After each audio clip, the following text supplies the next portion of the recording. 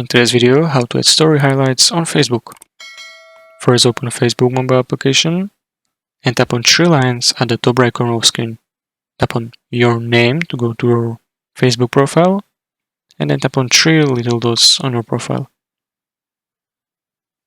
Then click on the option which is Archive at the top, and you will see an option called Story Archive.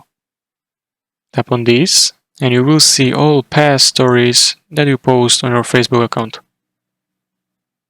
Tap on any story that you want to add as highlight. At the bottom right corner of the screen you will see an option called Highlight. Give a title to your highlight and then tap on Add More to add more images or videos or stories to the highlight. And once you are happy with everything, tap on Save at the bottom center of the screen to add story highlight to Facebook. Go back to your profile and refresh it. Scroll down a little bit and you will see story highlight that you just added.